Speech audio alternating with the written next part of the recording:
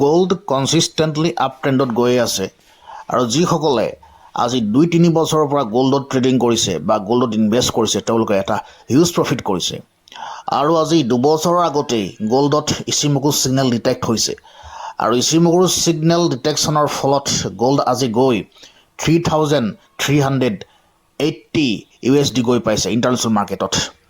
আৰু Indian commodity মাৰ্কেটতো MCXতো গোটেই বস্তুটো ইণ্টাৰনেশ্যনেল মাৰ্কেটৰ পৰা ডিটেক্ট হয় গতিকে ইণ্ডিয়ান মাৰ্কেটতো গোল্ড কনচিষ্টেণ্টলি আপ ট্ৰেণ্ডত গৈ আছে আৰু 1 লাখ টাচ কৰিছে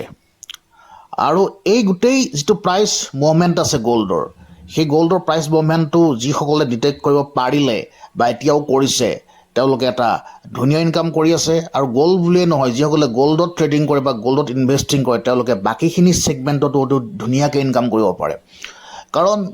আপুনি যদি চাই আপুনি যদি ইচিমকুৰ ছিগনেল ডিটেকশ্যন পদ্ধতিটো যদি জানে অনলি গোল্ড বুলিয়ে নহয় ৱৰ্ল্ডৰ যিকোনো ফাইনেন্সিয়েল মাৰ্কেট আপুনি অতি ইজিলি কণ্ট্ৰল কৰিব পাৰিব আৰু এই গোটেই মাৰ্কেটৰ মেইন হিডেন ছিক্ৰেটটো হৈছে ট্ৰেণ্ড কনফাৰ্মেশ্যন আপুনি যদি ট্ৰেণ্ড কনফাৰ্মেশ্যনৰ যিবিলাক মেথড আছে সেই মেথডবিলাক ভালকৈ বুজি পায় আপোনাৰ এটা অতি ধুনীয়া ইনকাম হ'ব এভৰি মান্থ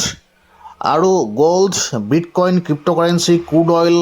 বা ইণ্ডাইচেছ সেইবিলাকৰ ট্ৰেডিং কৰিলে কি হয় যিহেতু আপুনি যদি আজিৰ সময়ত ইণ্টাৰনেশ্যনেল মাৰ্কেটত কাম কৰে বা ক্ৰিপ্ট' মাৰ্কেটত কাম কৰে বা গ্ল'বেল ইণ্ডাইচেছ ট্ৰেডিং কৰে এটা এভৰি মান্থ কনচিষ্টেণ্টলি ইনকাম হোৱাটো ফাইনেল কিন্তু আপুনি ইচিমকু টেকন'লজি জানিব লাগিব আৰু ইচিমকু টেকন'লজি জানোতে অকণমান টাইম লাগে আপোনালোকে ষ্টাডি কৰিব লাগিব আৰু যিসকলে ফাইনেন্সিয়েল মাৰ্কেটত ইচিমকু টেকন'লজি এপ্লাই কৰি এভৰি মান্থ কনচিষ্টেণ্টলি ইনকাম কৰিম বুলি ভাবিছে তেতিয়া আপোনালোকে আমাক যোগাযোগ কৰিব পাৰে আৰু ইচিমকু শিকাৰ ফলত অনলি ইণ্টাৰনেশ্যনেল মাৰ্কেট বা গোল্ড বুলিয়ে নহয় ইণ্ডিয়ান মাৰ্কেটতো আপুনি এটা ধুনীয়া ইনকাম কৰিব পাৰিব আপুনি ৰিলায়েন্স টাটা HDFC আদানীৰ পৰা আৰম্ভ কৰি পেলাই আপুনি আমেৰিকাৰ যিকোনো ষ্টকত ইনভেষ্টিং কৰি বা লং টাৰ্ম ইনভেষ্টিং কৰি বা আপুনি শ্বৰ্ট টাৰ্ম ট্ৰেডিং কৰি এটা ধুনীয়া ইনকাম কৰিব পাৰে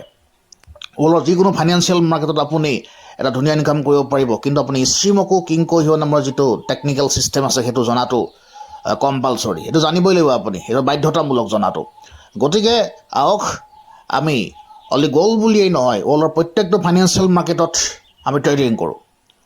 আৰু আজিৰ সময়ত গোল্ডটো আপ ট্ৰেণ্ডত গৈ আছে কাইলৈ হয়তো গোল্ডটো ফ্লেট হৈ যাব পাৰে বা ডাউন টাউনত আহিব পাৰে তেতিয়া আমি শ্বৰ্ট চেল কৰিম ফ্লেট হ'লে আমি বেলেগ মাৰ্কেটত এণ্ট্ৰি কৰিম তেনেকৈ যিহেতু আজি মাৰ্কেটটো গ্ল'বেলি কানেক্টেড থাকে বা গোল্ডত যদি আপুনি তাত ছিগনেল ডিটেক্ট নহয় আপুনি ক্ৰুড অইলত এণ্ট্ৰি কৰিব পাৰে ক্ৰুড অইলত যদি ইচিমকু ছাপৰ্ট নকৰে তেতিয়া আপুনি বিটকইন এণ্ট্ৰি কৰিব পাৰে যদি বিটকইন ছাপৰ্ট নকৰে আপুনি গ্ল'বেল ইণ্ডাইচেছ ডাউ 30 S&P বা নিফটি ফিউচাৰত এইবিলাকত আপুনি এণ্ট্ৰি কৰিব পাৰে চিলভাৰ এণ্ট্ৰি কৰিব পাৰে ৰবাৰ্ট কিয়ছকে কৈছেই যে এতিয়া যদি আপুনি চিলভাৰ ট্ৰেডিং কৰে তেতিয়া অতি ধুনীয়া এটা ইন ফিউচাৰ এটা প্ৰফিট হ'ব যদি চিলভাৰত আপুনি ইনভেষ্ট কৰে গতিকে এই কথাবিলাক বা এই ছিষ্টেমবিলাক জানিবৰ কাৰণে আপোনাৰ ইচিমকুৰ বা ইচিমকুৰ বাহিৰে বেলেগ টেকন'লজি ৱৰ্ল্ডত ইমান পাৱাৰফুল টেকন'লজি নাই